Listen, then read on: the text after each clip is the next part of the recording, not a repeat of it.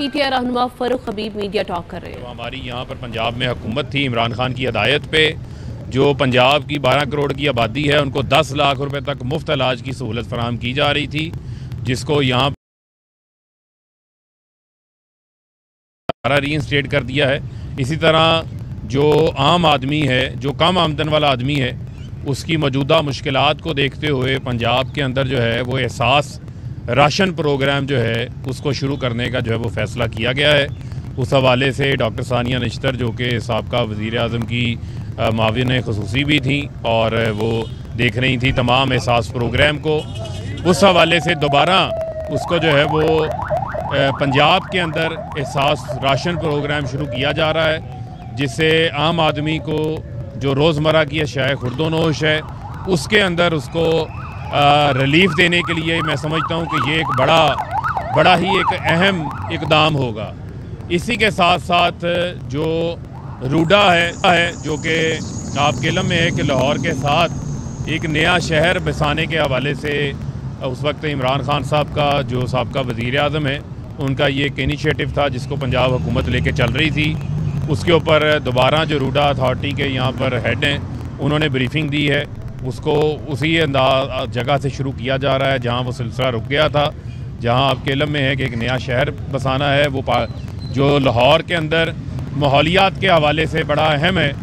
لاہور کی جو ماحول ہے، لاہور کا جو نکاسی آب کا معاملہ ہے اور جو لاہور کے اندر بڑھتی ہوئی بے ہنگم آبادی ہے، جو شہر کا بے ہنگم فلو ہے، اس کو چینلائز کرنے کے اندر جو راوی ہے اس کے اندر اس نے بڑا ایک اہم کردار ادا کرنا ہے۔ اسی طرح سینٹرل بزنس ڈسٹرکٹ جس نے لاہور کے دل میں کلمہ چوک کے پاس جو والٹن ایئرپورٹ تھا وہاں پر ایک جو ڈیڈ کیپٹل پڑا ہوا تھا اس کو ویلیو ایڈ کیا۔ آپ کے علم میں ہے کہ تقریباً 60 ارب روپے کے پلاٹس کی ابھی چند پلاٹس کی آکشن ہوئی ہے جو وہاں پہ ریونیو جنریٹ ہوا ہے۔ ایک نیا business city central business district کے نام سے وہاں پر بننے جا رہا ہے، اس کو بھی کام تیزی سے مکمل کرنے کی ہدایت دی گئی ہے، اس حوالے سے بھی یہاں پر بریفنگ ہوئی ہے۔ اور اسی کے ساتھ ساتھ آپ کے علم میں ہے کہ کل اسپیکر کا بھی الیکشن ہے اور اسی میں ڈپٹی اسپیکر کا بھی جو ہے وہ سامنے آئے گا معاملہ، تو اس حوالے سے ہمارے تمام ایم پی ایس بھی یہاں پر پہنچ چکے ہیں، اس کا بھی جو ہے وہ جائزہ لیا گیا ہے، اس حوالے سے بھی تیاری مکمل ہے۔ اور کل انشاءاللہ سبطین خان صاحب جو ہیں وہ پنجاب کے اسپیکر بھی جو ہیں وہ بھی منتخب ہو جائیں گے۔ اور جس دن سے سپریم کورٹ کا فیصلہ آیا ہے آپ نے دیکھا کہ جو نون لیگ کی وفاق میں حکومت ہے، جتنے ان کے یہاں پر وزراء تھے وہ تمام وزراء اس ٹائم پریشان ہیں اور پریشانی کے عالم میں جو ہے وہ ایسی باتیں کرنے لگ گئے ہیں جن کا نہ کوئی سر ہے نہ جن کا کوئی پاؤں ہے۔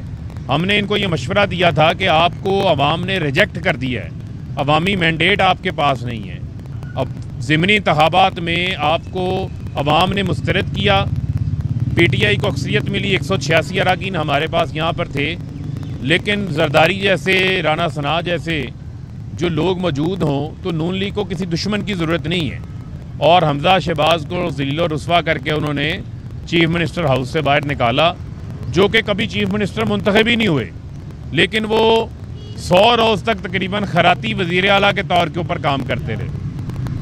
اب خیرات میں وزارت اعلیٰ ان کو مل جائے تو یہ بھی ان کے لیے بہت بڑی چیز تھی، لیکن اس کے اندر بیٹھ کے انہوں نے جو ظلم کیا، تشدد کیا، جو بربریت کی، جو غیر قانونی کام کیے، جو انتقامی کارروائیاں کی گئی، اس کی مثال بھی کہیں نہیں ملتی۔ 25 مئی کا دن بھی جو ہے وہ نہیں بھولا جا سکتا۔ یہ تمام چیزیں آپ کے سامنے ہیں، لیکن اسی کے ساتھ ساتھ اب کبھی کہہ دیتے ہیں جی گورنر راج لگائیں گے، کبھی کہتے ہیں جناب ہمارا داخلہ بند کیا گیا تو ہم یوں کریں گے وہ کریں گے، وہی گیدڑ ببکیاں ان کی جاری ہیں۔ تو میں یہ ان کو بتانا چاہتا ہوں کہ ان گیدڑ ببکیوں میں سے کچھ بھی نہیں نکلے گا۔ عوام آپ کو مسترد کر چکے ہیں، لوگ عمران خان کے ساتھ کھڑے ہیں۔ اب پاکستان کی عوام کا اگلا ٹارگٹ جو ہے وہ عمران خان کو وفاق کے اندر پاکستان کا وزیر اعظم بنانا ہے۔ اب اس کے اوپر پاکستان کی عوام جو ہے وہ کام کر رہی ہے، اور اب آپ کی وفاق کی حکومت بھی جو ہے وہ اب زیادہ دیر نہیں ٹھہر سکے گی، وہ بھی اب ایک مہمان حکومت ہے۔ اور میں سمجھتا ہوں کہ اس نالائق اعظم نے وہ معیشت کی تباہی پھیڑی ہے کہ آج ڈالر 240 پہ چلا گیا ہے، 60 روپے کا اضافہ ہوا ہے ڈالر میں جب سے ان کی حکومت آئی ہے۔ اور ہمارے 3.5 سالہ حکومت کے اندر تقریباً 62 روپے اضافہ ہوا تھا، ان کے 100 دن میں 60 روپے اضافہ ہو گیا۔ مہنگائی کا وہ طوفان آیا ہے جسے غریب آدمی برداشت نہیں کر پا رہا، بجلی کے بل ان سے ادا نہیں ہو رہے، لیکن ان کو اپنی کیسز بند کرنے کے اوپر ان کی توجہ رہی ہے، اور جس قسم کا انہوں نے آ کر اپنی کیسز بند کر کے NRO 2 اپنے آپ کو دیا ہے، اس کی بدترین مثال کہیں نہیں ملتی۔ اور ان کو یہ بھی میں بتانا چاہتا ہوں کہ کل شہباز شریف نے بات کی، ابھی رانا ثناء بھی بات کر رہے تھے۔ ایک پہلی بات تو یہ ہے، اس کو ٹھیک کر لیں، پڑھے لکھے جاہل یہ بیٹھے ہوئے ہیں کہ یہ فارن فنڈنگ کیس نہیں ہے، یہ ممنوعہ فنڈنگ کیس ہے۔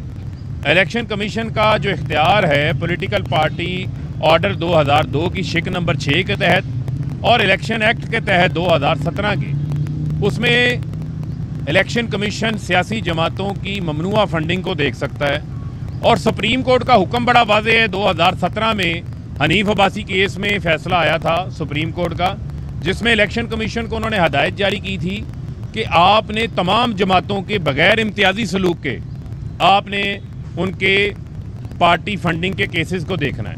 اب معاملہ یہ ہے کہ صرف PTI کے کیسز کے اوپر توجہ دی جا رہی ہے، بڑی اچھی بات ہے، جانچ پڑتال آپ نے مکمل بھی کر لی الیکشن کمیشن میں، ہمیں کوئی اعتراض نہیں ہے۔ میں ان کو چیلنج کرتا ہوں یہاں پر کہ تحریک انصاف کو نہ بھارت سے فنڈنگ آئی ہے نہ اسرائیل سے فنڈنگ آئی ہے، لیکن بھارت کے ساتھ، مودی کے ساتھ، جندال کے ساتھ، سجن جندال کے ساتھ جو کاروباری دوستیاں ہیں وہ تو شریف خاندان کی ہیں، اور جو اسرائیلیوں کے ساتھ ملاقاتیں ہیں وہ آپ لوگوں کی ملاقاتیں ہیں۔ آپ کے دور حکومت کے اندر وفد جا کے اسرائیل میں ملاقاتیں بھی کر رہتا ہے صحافیوں کے وفد کے طور کے اوپر۔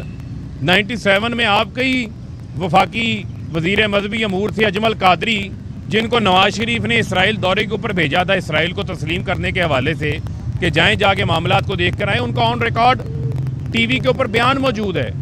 یہ کس منہ سے باتیں کرتے ہیں؟ فضل الرحمان لیبیا سے فنڈنگ لیتا رہا ہے، آج بھی اس کے پشاور دفتر کے اوپر لیبیا کی تختی لگی ہوئی ہے۔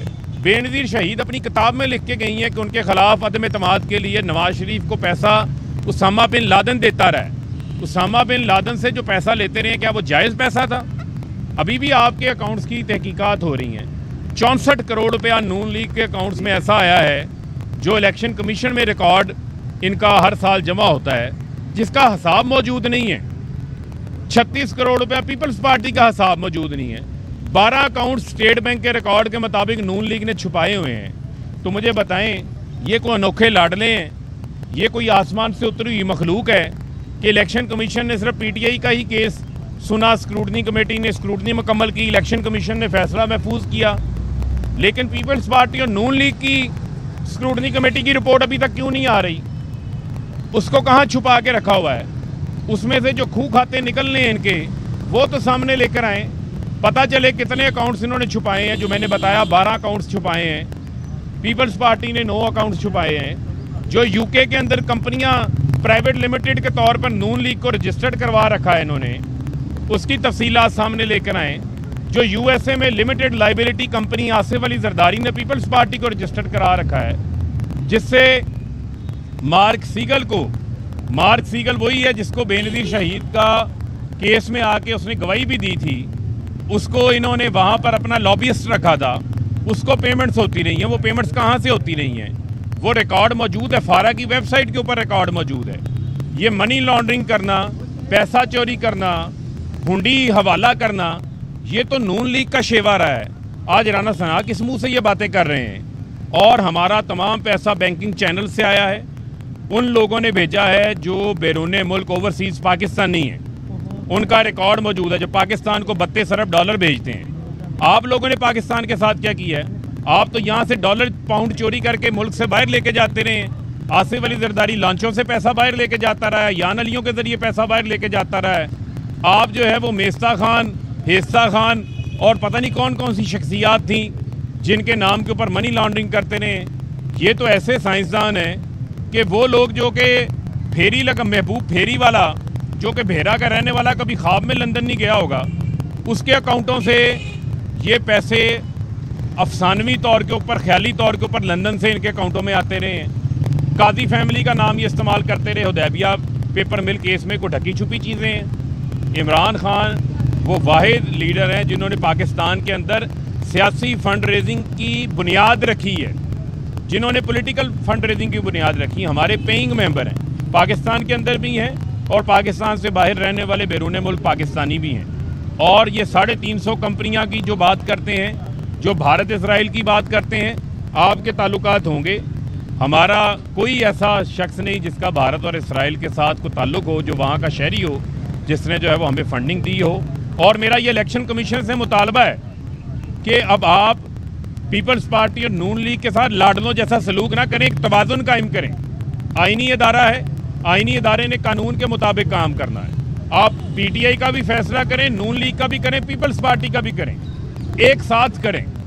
सुप्रीम कोर्ट का फैसला भी मौजूद है, इस्लामाबाद हाई कोर्ट का भी फैसला मौजूद है इस ज़मन के अंदर, और अब हम पीपल्स पार्टी और नून लीग को भागने नहीं देंगे।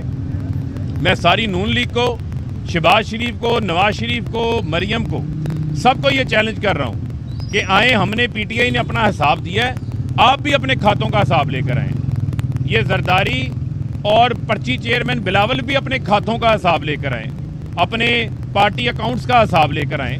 पता चले ही आपकी पार्टी के अकाउंट्स में पैसे कौन डालते रहे हैं। अब ये तो नहीं हो सकता कि शुजात अजीम 5 करोड़ रुपया नून लीग के अकाउंट में जमा करा दे और बाद में उसको वजारत हवाबाजी भी मिल जाती है, और नवाज शरीफ अपनी पार्टी के अकाउंट में 10 करोड़ जमा कराते हैं, 6 करोड़ रुपया वापस निकाल के ले जाते हैं। 75 करोड़ रुपया मीडिया के नाम पे डाला हुआ है, उसका रिकॉर्ड मौजूद नहीं है, किस मीडिया को दिया है, कहाँ ये पैसे खर्च हुए हैं। तो इनके अकाउंट्स के अंदर ना शनाख्ती कार्ड मौजूद हैं, ना पैसे देने वालों के नाम मौजूद हैं, ना ज़राए मौजूद हैं। अब लगता है कि इन अकाउंट्स के अंदर भी कोई कतरी खाता आएगा, क्योंकि खतूतों से इनको काफ़ी प्यार है। जब लंदन के महलात आए थे तो कतरी खाता आ गया था, इधर वज़ीर आला पंजाब का फैसला आया तो गुजराती खाता आ गया। तो अब देखते हैं कि इलेक्शन कमीशन में ममनुआ फंडिंग केस में नून लीग और पीपल्स पार्टी कौन सा खत लेकर आते हैं। जी बहुत शुक्रिया।